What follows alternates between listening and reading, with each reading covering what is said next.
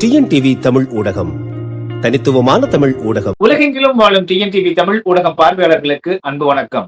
நாம் இன்று சந்திக்கவிருக்கக்கூடிய ஆளுமை பொருளாதார வல்லுநர், தேர்தல் யூக வகுப்பாளர், பதிப்பாளர், எழுத்தாளர் மாசிலாமணி நந்தன் ஐயா அவர்களை சந்திக்கவிருக்கிறோம். வணக்கம். வணக்கம். தேர்தலுக்கு முந்தைய ஒரு நேர்காணல்ல தேர்தல் முடிவுகள் குறித்து நீங்க சொல்லியிருந்தீங்க. கடந்த 2021ஆம் ஆண்டு, அது 24ஆம் ஆண்டு நீங்கள் குறித்து சொன்னபடியே நாம் தமிழர் கட்சி அந்த விழுக்காடுகளை சந்தித்தது. ஆனால் இந்த முறை நாம் தமிழர் கட்சி, அதிமுக ஆகியவை பெரும் பின்னடைவை சந்தித்திருக்கின்றன. எதிர்கட்சி வரிசையில் திமுக அமர்கிறது. ஆளும் கட்சியாக விஜயும், எதிர்கட்சியாக திமுகவும் அமர்கிறது. இது எப்படி பார்த்தா அப்படின்னா, அதிமுகவையும் நாம் தமிழரையும் முற்றாக புறம் தள்ளிவிட்டு சட்டமன்றத்தில் தாவேகா திமுக என்றாக மாறி இருக்கிறது. முதலில் நீங்க இந்த தேர்தல் கணிப்புகள் ஏன் மாறியது, களத்தில் என்ன நடந்ததா நீங்க நினைக்கிறீங்க, அது குறித்து நீங்க சொன்னீங்க அப்படின்னா அடுத்த கேள்விக்கு, இந்த சட்டமன்ற குறித்த கேள்விகளுக்கு போலாம். இந்த முடிவு வச்சு பார்க்கும்போது திமுகவை மக்கள் முற்றாக தவிர்த்த மாதிரி தெரியுது. திமுக ஜனங்க வேண்டான்னு ஒரு முடிவுக்கு வந்துட்டாங்க. அவங்களுக்கு அடுத்த வாய்ப்பு அதிமுக ஜெயிக்குமான சந்தேகம் வந்ததுனால புது கட்சிக்கு தாவேக முழுமையா வாக்கு செலுத்திட்டாங்க எல்லாருமே. இது வெறும் ரசிகர்கள் கூட்டம் மட்டும் கிடையாது. ஒரு பொதுமக்கள் எல்லா சார்பிலையும் மக்களும் அவங்களுக்கு வாக்கு செலுத்தினாலதான் விஜய் ஜெயிக்க முடிஞ்சது. இது திமுக வேண்டான்றது வெறுப்பு இல்லையா, அந்த கோபம் வெளிப்பாடு தான் விஜயோட வெற்றியா பார்க்க முடியாது. அதிமுகவுக்கு அவங்களுக்கு சந்தேகம், இது ஜெயிக்குமா ஜெயிக்காத சந்தேகம் வந்துட்டு, ஆண்ட கட்சி வேற, அதனால அதுக்கு மேல புதுசா ஒரு வாய்ப்பு தரலாமேன்னு அந்த எண்ணமும் இருக்கும். இன்னொன்று விஜய் செஞ்சிருவாருன்னு ஒரு சின்ன ஒரு நம்பிக்கை எல்லாருக்கும் இருக்கும். இன்னொன்று பெண்கள் ஓட்டும் ஒரு இளைஞர் ஓட்டும் அதிகமா எண்ணிக்கையில விஜய்க்கு வந்ததுனால அது பெரிய மாற்றமா போச்சு. அப்ப அந்த விஜயோட ஓட்டு எல்லாருக்கும் பாதிப்பு, நான் தமிழருக்கும் பாதிப்பாயிருக்கு. ஒரு 5% ஒரு 4% ஓட்டு அங்க போயிடுச்சு. அதே மாதிரி நம்ம அதிமுகவும் அது 10க்கு மேல இப்போ சேதம் ஆயிருக்கு. அதே மாதிரி திமுக 5% மேல சேதம் ஆயிருக்கு. அப்ப பாத்தீங்கன்னா கிட்டத்தட்ட ஒரு 30% இங்கேருந்து போன ஓட்டு தான் அங்க போய் சேர்ந்திருக்கு. இது திமுக மேல மக்களுக்கு ஒரு அதிருப்தி இருக்கு, கடுமையான அதிருப்தின்னு சொல்லலாம். எதுவும் அதிருப்தி சொல்றேன், ஒரு கடுமையான அதிருப்தி இருக்கிறதுனாலதான் விஜய்க்கு ஒரு பெரிய செல்வாக்கு இந்த தேர்தல் வந்திருக்கு. பதவியேற்ற முதலமைச்சர் விஜய் கஜானா காலி செஞ்சு வச்சுட்டு போயிட்டாங்க, 10 லட்சம் கோடிக்கு கடனை வாங்கி வச்சுட்டு போயிட்டாங்க அப்படின்னு தொடக்கத்திலேயே இப்படி ஒரு ஸ்டேட்மெண்ட் வெளியிடுறார். இது தமிழ்நாடு அரசு 10 லட்சம் கோடி கடன் ஆயிருக்கிறது அப்படிங்கிறது எல்லோருக்குமே தெரிந்த ஒன்று. இது தெரிந்த விஜய் தேர்தலுக்கு முன்பாக மாதம் 2500 ரூபாய் பணம், அதே போல 200 யூனிட் மின்சாரம் இலவசம் இப்படின்னு கிட்டத்தட்ட ஒரு மாதத்திற்கே நீங்க 1 லட்சம் கோடிக்கு மேல தேவை என்கிற அளவுக்கு திட்டங்களை அறிவிச்சிட்டார். அப்படிப்பட்ட நிலையில இப்ப பதவியேற்ற உடனேயே எங்க கஜானா காலியா இருக்கு அப்படின்னு சொல்றது, இந்த திட்டங்களை எல்லாம் நான் உடனடியாக நிறைவேற்ற முடியாது, கடந்த ஆட்சியாளர்கள் கடனை வச்சுட்டு போயிட்டாங்க என்று சொல்வதாக எடுத்துக்கலாமா? இது குறித்து உங்களோட பொருளாதார ரீதியான பார்வையா எப்படி பார்க்கலாம்? கடன் அது ஒரு காரணம் தான். பட் எதுக்காக வாங்குறோம் பொறுத்துதான் கடன் வாங்குறதுக்கு அர்த்தம் இருக்கும். ஏன்னா இப்ப நீங்க பாத்தீங்கன்னு வச்சுக்கோங்களேன், இப்ப நமக்கு வர வருமானத்துல பாத்தீங்கன்னாக்கா ஒரு 40% நமக்கு டாக்ஸ் சேல் டாக்ஸ் நமக்கு வருது. நமக்கு ஜிஎஸ்டி மாநில இது இருக்கு இல்லையா, ஜிஎஸ்டி அதுலேருந்து நமக்கு வருது. பாக்கி மத்திய அரசு ஒரு 12% தருது நமக்கு. அப்புறம் இதுல ஒரு எக்ஸைஸ் இருக்கு இல்லையா, அது கொஞ்சம் வருது. அப்புறம் பத்திரப்பதிவு இதெல்லாம் பணம் வருது. இப்போ நீங்க அது இம்ப்ரூவ் பண்ணி வச்சீங்களேன், வந்ததுனாக்க உங்களுக்கு எல்லாமே கவர் ஆயிடும். ஆனா நமக்கு பெரும் பகுதி சம்பளமும் பென்ஷனும் வட்டிக்கு தான் மேஜரா போகுது. கிட்டத்தட்ட 65% வரைக்கும் போயிடுது நமக்கு, மூணுத்துக்கு. பாக்கிட்டு அப்புறம் மானியம் வர தர வேண்டியது நம்ம. இந்த மகளிர் உரிமை தேவை ஆகட்டும், இல்ல ரேஷன்ல பொருள் இலவசம் தரது ஆகட்டும், நிறைய மானியம் தரது, அது கொஞ்சம் பெரிய செலவு நமக்கு இருக்கு. நீங்க கேபினட் பண்ணாதான் ஜனங்களுக்கு நன்மை கிடைக்கும், அதுதான் ஓட்டு கிடைக்கும் உங்களுக்கு. உதாரணத்துக்கு பாத்தீங்கன்னாக்கா நீர் பாசனம், வாய்க்கால் வெட்டுறது, தண்ணி போய் சேர்றது, குடிக்க தண்ணி வருது, ரோட் நல்லா இருக்கு, இதுதான் ஜனங்கள்கிட்ட உங்களுக்கு ஓட்டா கன்வெர்ட் ஆகி வரும். உங்களுக்கு மாசம் 1000 கொடுக்குறேன், 2000 3000 ரூபாய் கொடுக்குறேன், எவ்வளவு கொடுத்தாலும் அது அன்ப்ரொடக்டிவா தான் போகும். அது யாருக்கு தேவையோ அவங்க மட்டும் அட்ரஸ் பண்ணா போதும். யாருக்கு தேவையோ ரொம்ப அவசியம் தேவையோ அவங்க மட்டும் கொடுத்தா போதும். எல்லாருக்கும் கொடுக்குறேன்னு ஆரம்பிச்சுன்னு வச்சுக்கோங்களேன், அது வந்து ஒரு பொருளாதார வளர்ச்சியா அப்ப நீங்க பார்க்க முடியாது நீங்க அது. அது வந்து ஒரு ஓட்டமும் வராது உங்களுக்கு. ஏன்னா இப்ப நீங்க பார்த்தீங்கன்னா, சென்ற ஆட்சியில வந்து அவங்க மாசம் ரூ. 1000 பணம் குடுத்துட்டாங்க. கடைசியா ரூ. 5000 பணம் குடுத்துருக்காங்க. மொத்தமா இந்தாங்க வச்சுக்கோங்க. கோடை விழான்னு சொல்லி கோடை சிறப்பு செய்தி போட்டு அதுக்கு ரூ. 5000 பணம் குடுத்தாங்க. இவ்வளோ பண்ணி உங்களால ஜெயிக்க முடியலையே! அப்ப நமக்கு ஒண்ணு ஒண்ணு தெளிவா தெரியுது வந்து ஜனங்க அத விரும்பலன்னு தெரியுது. இந்த மாதிரி ஒரு மானியம் குடுக்குறதோ, ஒரு இலவசமா குடுக்குறதோ வந்து பெருசா ஜனங்க மத்தியில அது பெரிய ஒரு ஈர்ப்பா வரல. அப்ப வந்து என்னக்கா அவங்க இவங்க சொல்ற கணக்கு பார்த்தா கிட்டத்தட்ட 1,4 கோடி பேர் வந்து அது பயன்பெற்றவங்க இருக்காங்க. அந்த மகளிர் உரிமை தொகை பெற்றவர்கள். அப்புறம் மாணவர்கள் இருக்காங்க. அப்புறம் கல்லூரி மாணவர்கள் இந்த மாதிரி நிறைய செக்ஷன் இருக்கு. இதெல்லாம் கவர் ஆயிருந்ததுனாவே உங்களுக்கு வந்து ஓட்டு கூடுதலா வந்துருக்குங்க உங்களுக்கு. அப்ப ஒண்ணு தெளிவா தெரியுது. தமிழ்நாட்டு ஜனங்கள் வந்து இத பெருசா பொருட்படுத்தலன்னு தெரியுது. இந்த மாரி இலவசமா நீங்க குடுக்குற நீங்க எது குடுத்தாலும் இலவசமா குடுத்தாக்கா, அது ஜனங்க வந்து அது அது ஓட்டா ட்ரான்ஸ்ஃபர் ஆகாதுன்னு தெரிஞ்சு போச்சு நமக்கு இதுல. அப்ப வரும் ஆட்சியாளர்லாம் வந்து இனிமே அத கொஞ்சம் ஸ்லோ டவுன் பண்ணிட்டு, வளர்ச்சிய இம்ப்ரூவ் பண்ணீங்கன்னு வச்சுக்கோங்களேன். அது வந்து உங்களுக்கு ஓட்டா கன்வெர்ட் ஆகும். ஜனங்க வந்து அவங்களுக்கு அவங்க சுயசார்பா அவங்க வந்து படிப்புக்கு ஏத்த வேலை, வேலைக்கு ஏத்த வருமானம், அப்புறம் ஊர் நல்லா இருக்குது. நல்ல காத்து, நல்ல தண்ணி, நல்ல ரோடு வசதி இதெல்லாம் அமைஞ்சுதுன்னு வச்சுக்கோங்களேன். ஜனங்களுக்கு வந்து ஓட்டா கன்வெர்ட் ஆகுறதுக்கு நெறைய வாய்ப்பு இருக்கு.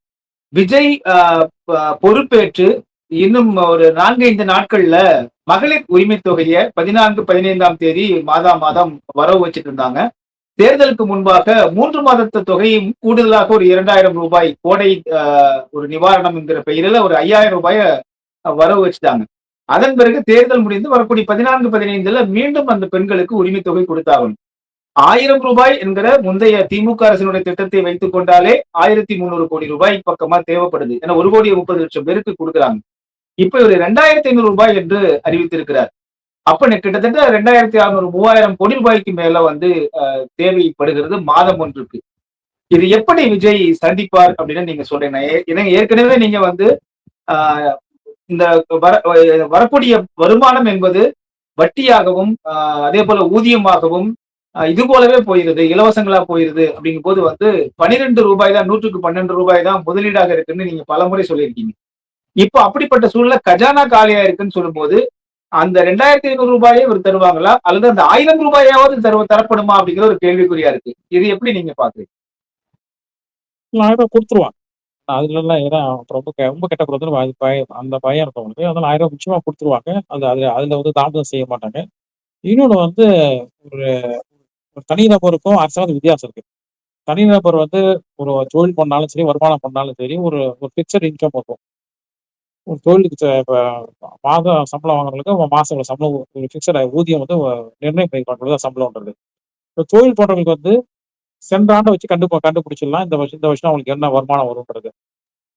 அதாவது ஒரு பொருளாதார இதுவும் சரி, அரசியல் ஏதாவது மாற்றம் வராத வரைக்கும் அதே அரசியல் சட்டம் இருக்கு. அதே கொள்கை இருக்கு. அதே மாதிரி பொருளாதாரம் பெரிய மாற்றம் வரலைனாக்கா, நீங்க ஓரளவுக்கு நீங்க இந்த வருமானத்த வச்சு ஒரு நிறுவனம் அப்படிதான் கனெக்ட் பண்ணுவாங்க. ஆனா அரசு அப்படி கிடையாது. இப்ப நீங்க தனி மனுஷன் சொல்லலாம், நிறுவனம் சொல்லலாம். பணம் இல்லன்னு சொல்லலாம். பட் அரசு சொல்லவே முடியாது. பணம் இல்லன்னு சொல்லவே முடியாது. பணம் நிச்சயமா அரசால பண்ண முடியும். ஏன்னா இது நம்மள மாதிரி இருக்கிற அரசு கிடையாது. அரசாங்கங்களுக்கு அந்த அந்த அது முழு அதிகாரம் இருக்கு. வருமானத்த பெருக்கிறதுக்கு. இங்க தான் வந்து எக்கனாமிக்ஸ் தேவைப்படுது. ஒரு அரசாங்கம் நிர்வாகம் பண்றதுக்கு ஒரு எக்கனாமிக்ஸ் இருந்தா தான் இத சரி பண்ண முடியும். ஒண்ணு அரசு அரசு ஊழியர்கள் இருந்தாக்கா அவங்க பயன்படுத்திக்கலாம். இல்ல ஒரு அமைச்சர் அந்த அந்த மாதிரி எம்எல்ஏ அந்த மாதிரி தான் அவங்கள பயன்படுத்திக்கலாம். இந்த 2 பேருமே அந்த அளவுக்கு பொருளாதார நிபுணர் யாரும் இல்லன்னாக்கா, நீங்க வெளியில தான் ஹயர் பண்ணணும் நீங்க. இப்ப சிங்கப்பூர் கவர்மெண்ட் பார்த்தீங்கன்னாக்கா, அவங்க ஹயர் பண்றாங்க. நம்ம இந்தியால இருக்கிற அந்த கோட்டக் மகேந்திரா இருக்காரு இல்லையா? அவர அவர ஹயர் பண்ணியிருக்காங்க. இந்த உதய ஹயர் பண்ணி வச்சுருக்காங்க. ஃபினான்சியல் அட்வைசரா வச்சிருக்காங்க. அது மாதிரி ஹயர் பண்ணீங்கன்னாக்கா, அவங்க வந்து என்ன அரசாங்கத்துக்கு 2 தான். ஒண்ணு வந்து செலவு குறைக்கணும். அடுத்து வருமானத்த பெருக்கணும். அப்புறம் லீக்கேஜ் சொல்லுவோம் இல்லையா? அதெல்லாம் நம்ம அடைக்கணும் அவ்வளவுதான். இது 3 செஞ்சுட்டாவே வந்து வளர்ச்சி தானா வந்துரும். இது என்ன ரோட் மேப் போடணும். 6 மாசத்துக்கு வந்து நீங்க ரோட் மேப் போட்டு முடிச்சிடலாம். ஒவ்வொரு துறை வாரியா பிரிச்சு எடுத்து, இந்த துறையில நம்ம இந்த வளர்ச்சி குடுக்க போறோம். 5 ஆண்டுகள் போட்டு தனித்தனியா பிரிச்சு குடுத்துட்டு, அடுத்து சரியா பண்ணலாம் பார்க்கணும். ஒவ்வொரு ஆண்டுக்கும் எவ்வளவு நம்ம வளர்ச்சி அடைய போறோம், என்ன நம்ம இலக்கு, அத மட்டும் செஞ்சுட்டு, அத மட்டும் மானிட்டர் பண்ணா போதும். சாதாரணமா உங்களுக்கு தேசம் மேல வந்துரும் உங்களுக்கு. இதுக்கு ஒண்ணும் பெரிய ஒரு இதெல்லாம் தேவையில்ல. இது அரசாங்கத்துக்கு பணம் இல்லன்னு இந்த வார்த்தை சொல்றது அர்த்தம் இல்லாத விஷயம் அது. இப்ப உதாரணத்துக்கு பார்த்தீங்கன்னா, இப்ப சில பேர் சொல்லுவாங்க, அரசாங்கம் கடன் வாங்குனாக்கா தனிமர்களுக்கு என்ன கஷ்டம்? தமிழுக்கு என்ன கஷ்டம்? அது ஒரு கேள்வி வந்துட்டே இருக்கு. கடன் வாங்குறாங்க. அரசாங்கம் தானே வாங்குது. நமக்கு என்ன? அப்படி அது பொதுப்படையா நம்ம அது மாரி சொல்லிட்டு போ முடியாது. அரசாங்கம் கடன் வாங்குது. நமக்கு ஒண்ணும் சம்மந்தம் இல்ல. ஏன்னாக்க அரசாங்கம் வந்து ஒண்ணு அந்த கடன அடைக்கிறதுக்கு ஒண்ணு நம்மள்ட்ட வரி வாங்கியாகணும். அப்ப நம்மள்ட்ட வரி வாங்குறதோ, இல்ல வந்து விலை ஏத்தணும். எதுலயோ விலை ஏத்தி ஆகணும். விலை ஏத்துனாக்கா நமக்கு தான் பாதிப்பு வரும். அதனால அரசாங்கம் கடன் வாங்குனாக்க பொதுமக்களுக்கு அது சம்மந்தப்பட்ட விஷயம் தான் அது. பொதுமக்களுக்கு சம்மந்தப்படாத விஷயம் இல்ல அது. கடன் வாங்குறது. பட் எதுக்கு வாங்குறான்னு தான் கேள்வி. வாங்கி சம்பளம் தர போறாங்களா? பென்ஷன் தராங்களா? இல்ல மானியம் தராங்களான்றது தான் அந்த கேள்வி. அத வாங்கி வளர்ச்சி திட்டத்துக்கு செலவழிச்சாங்கன்னு வச்சுக்கோங்களேன். அது வந்து எக்கானமி வளரும். பொருளாதாரம் வளர வளர என்னாக்கா அரசாங்கம் கூடுதலா வரி வரும் உங்களுக்கு. அது வந்து சமாளிச்சிடலாம். அது இல்லாம நீங்க வெறும் மானியமா குடுத்தீங்கன்னு வச்சுக்கோங்களேன். 1000, 2000 குடுத்துட்டே போனீங்கன்னு வச்சுக்கோங்களேன். அது வந்து பெரிய வளர்ச்சி குடுக்காது உங்களுக்கு.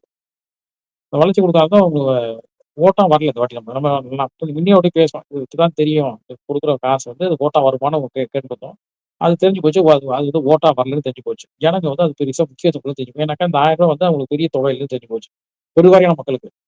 1,30,30,30,30,30,30,30,30,30,30,30,30,30,30,30,30,30,30,30,30,30,30,30,30,30,30,30,30,30,30,30,30,30,30,30,30,30,30,30,30,30,30,30,30,30,30,30,30,30,30,30,30,30,00,000 பேருக்கு தான் அந்த ரூ. 1000 பெரிய பெரிய தொகையா தெரியுது. பாக்கி 1,00,00,000 பேருக்கு இந்த தொகை வந்து பெரிய தொகையாவே தெரியல அவங்களுக்கு. அதனால தான் அவங்க அந்த இத காமிக்கல அவங்க. இந்த 1.3 கோர்ஸ் மக்கள் வந்து ஓட்டு போடலன்னு தெரிஞ்சு போச்சு. ஏன்னா திமுகன்னு ஓட்டு இருக்கு இல்லையா? திமுக ஓட் பேங்க் இருக்கு பாருங்க. அந்த ஓட் பேங்க் அவங்க போட்டிருக்கனால பார்த்தாக்கா, இதுல கிட்டத்தட்ட 1,00,00,000 பெண்கள் வந்து இதுல ஓட்டே போடல இவங்க. அவங்களோட மாத்தி போட்டிருக்காங்க நல்லா தெரியுது. அப்ப இது கொஞ்சம் அந்த புதிய அரசாங்கம் அந்த கவனத்த எடுத்துக்கணும் அது. கடந்த ஆட்சியிலேயே பல்கலைக்கழக பேராசிரியர்களுக்கு ஊதியம் கொடுக்க முடியல அப்படிங்கிற ஒரு சிக்கல் இருந்துச்சு. அதே போல தூய்மை பணியாளர்கள் எல்லாம் தனியார் மயப்படுத்தப்பட்டாங்க. அரசினால நேரடியாக சமாளிக்க முடியாது அப்படின்னு சொல்லிட்டு அதுக்காக தொடர் போராட்டங்கள்லாம் நடத்தினாங்க. அரசு ஊழியர்களுக்கே ஊதியம் கொடுக்க முடியாத நிலை. மின்சார வாரியம் ஏற்கனவே நட்டத்தில் இயங்கிட்டு இருக்கு. போக்குவரத்து துறை நட்டத்தில் இயங்கிட்டு இருக்கு. இப்ப இருக்கிற அரசு வருமானம் அப்படின்னா டாஸ்மாக் துறையும் நீங்கள் ஏற்கனவே குறிப்பிட்டதை போல பத்திரப்பதிவு துறை இது மட்டும்தான் இருக்கு. இப்படிப்பட்ட நிலையில இந்த அறிவிப்புகளை எல்லாம் எப்படி விஜய் சமாளிப்பாருன்னு நீங்க எதிர்பார்க்கிறீங்க? மீண்டும் கடன் வாங்குவாரா? வாங்க வேண்டிய கட்டாயம் ஏற்பட்டிருக்கிறதா? இல்ல நமக்கு பத்திரப்பதிவு இருக்கு, பெட்ரோல் இருக்கு, அப்புறம் மோட்டார் டாக்ஸ் இருக்கு, அப்புறம் வந்து ஸ்டேட் ஜிஎஸ்டி இருக்கு, அப்புறம் சென்ட்ரல் ஷேர் நமக்கு வரும் நமக்கு. மத்திய அரசால நமக்கு வந்து நமக்குள்ள பங்கு நமக்கு வரும் நமக்கு. சாத்தியம் தான். இல்ல அதாவது நீங்க லீக்கேஜ் அடைச்சிட்டீங்கன்னாவே, அப்புறம் செலவு குறைச்சீங்கன்னாவே உங்களுக்கு வந்து வருமானம் உங்களுக்கு எக்ஸஸா வரும் உங்களுக்கு. செலவு மீறி கொஞ்சம் பணம் மீறும் உங்களுக்கு. இத வச்சு நீங்க வந்து வளர்ச்சி திட்டத்த கொண்டு வர முடியும் நீங்க. மானியம் இல்ல, வளர்ச்சி திட்டம் நான் சொல்றது. செய்ய முடியும். அரசாங்கத்தால செய்ய முடியும். இது வந்து செய்ய முடியாதுன்னா ஒண்ணும் கிடையாது. ஏன்னா, கிட்டத்தட்ட நம்ம 8,00,00,000 பேர் இருக்கோம் நம்ம. இதே அளவு எண்ணிக்கையில தான் வந்து ஐரோப்பால பல நாடுகள் இருக்கு. இன்னும் கேட்டா சில நாடுகள் நம்மளோட குறைவா தான் இருக்குது நமக்கு. அங்கலாம் நம்ம வளர்ச்சி இருக்க தானே செய்யுது. இப்ப இப்ப துபாய் எடுத்தீங்கன்னாக்கா, பெட்ரோல் ஓரளவு தான் வளர்ச்சி. அங்க பெட்ரோல் ஓரளவு தான் அவங்களுக்கு வருமானம் போகுது. பாக்கிலாம் நிறைய வருமானம் பண்ணிட்டாங்க அவங்க. இப்ப சின்ன சின்ன நாட்டுலாம் இருக்கு இல்லையா? இப்ப பல நாட்டுல வந்து இப்ப ஒரு ஒரு நேச்சுரல் ரிசோர்ஸே இல்லாம இருக்கும். இயற்கை இதுவே இல்லாம இருக்கும். ஆனா நமக்கு வந்து பாருங்க தண்ணி இருக்கு, எல்லாம் நிலம் இருக்கு, உழைக்கும் மக்கள் இருக்காங்க, பொருளாதாரமும் இருக்கு. அப்புறம் நம்ம எப்படி பின்தங்கி இருக்கோம் அப்ப? இது நம்ம வளர்ச்சியே போகல. நிறைய கொண்டு போயிருக்கோம் நம்ம அது. வளர்ச்சி கொண்டு போகாம இருந்தா நம்ம வந்து கொஞ்சம் பின்தங்கி இருக்கோம். ஜனங்க வந்து வளர்ச்சி கேட்கறாங்க. அது நல்லா தெரியுது. ஜனங்க இந்த இந்த இந்த ஸ்டே இந்த ஆம் தேர்தல் முடிவு நமக்கு என்ன காமிக்குதுன்னா, ஜனங்க வளர்ச்சி எதிர்பார்க்குறாங்க. வளர்ச்சி குடுங்கன்றாங்க. அந்த வளர்ச்சி குடுக்குறதுக்கான ஆட்சியாளர்கள் வந்து தயாரா இருந்தாங்கனாக்கா, அவங்க திரும்ப வரதுக்கு வாய்ப்பு இருக்கு. இல்ல யார் தராங்களோ அவங்களுக்கு தான் வாய்ப்பு இருக்கும் போல தெரியுது.